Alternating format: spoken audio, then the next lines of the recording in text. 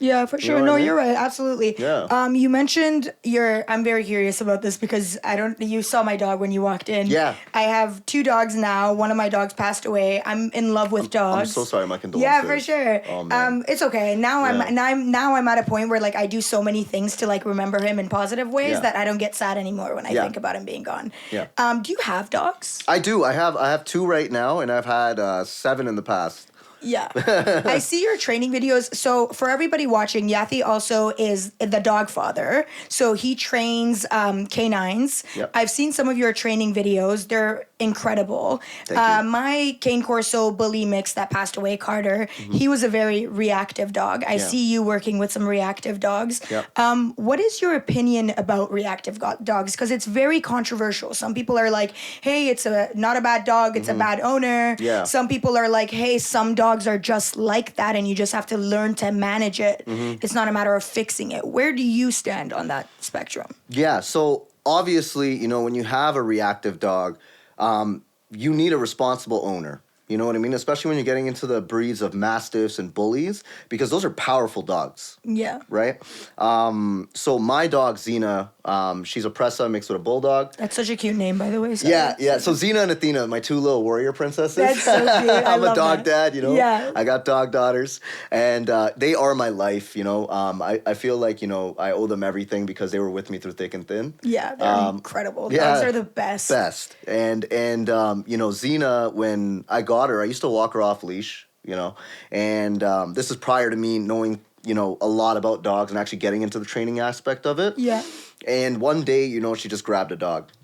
It's terrifying, isn't it? Yeah, it's terrifying, and I had to pry her mouth open and take her off. You know was what I it mean? a smaller dog? It or was a a big smaller dog. It's the worst. That happened to me too. Yeah, and then when she turned a year old, she actually attacked my other dog at home. So I had 2 females. I didn't know anything about female and female aggression. Yeah. Right. So when Xena turned a year old, her and Athena actually got into a serious fight, and Athena was really injured. Like she almost killed her.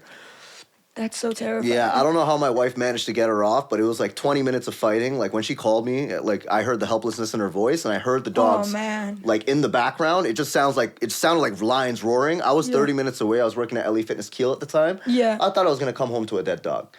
Right? That's so crazy. Yeah, so it was just, that drive was probably like the worst drive of my life, the worst 30 minutes of my life, trying to figure out what I'm going to come back to. When I came home, my brother-in-law was kind of like washing everything off, and like there was still a lot of blood, even though he was cleaning for like 10 minutes, you know what I mean? Yeah. And, like then after that, we got Xena neutered without the knowledge, right? Like, by the way, never get your dog neutered. It doesn't fix aggression. It doesn't fix hormones. And it actually says that in the contract. But me and my wife really didn't have the knowledge back then. Yeah. So we were like, okay, like the ultimatum of keeping her, because obviously we didn't want to give her away. Yeah. We're going to get her neutered. So we got her neutered. The attack, like obviously the aggression still continued. One day, my boy accidentally left the gate open when I let my dog out in the backyard. Yeah. And my dog ran out and grabbed another dog.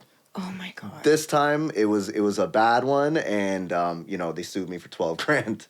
Oh my God. Yeah. Was the dog okay? The dog was okay, thank God. But serious injuries. Serious injuries, Oh my God. The owner rushed to the hospital. I got my dog off. It happened so fast. She ran out. She grabbed the dog. I ran. I dropped on my shoulder. I didn't even remember that. My friend was telling me I dropped. I totally forgot about it through the, Yeah, just the commotion. Yeah. Ran in. I pried my dog's mouth open, put her in a sleeper hold, and had to drag her in the back, Man. Yeah, it was bad. And, I threw her in the back, and I made sure he was okay.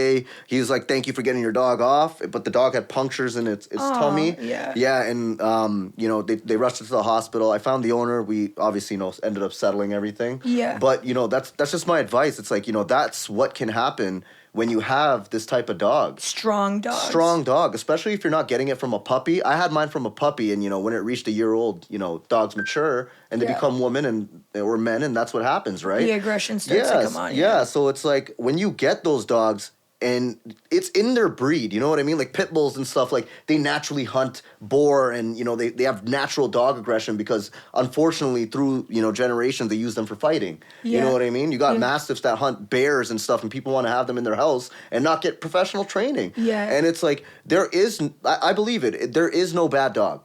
You know what I mean? Dogs are bred for work and certain purposes. Yeah. Right?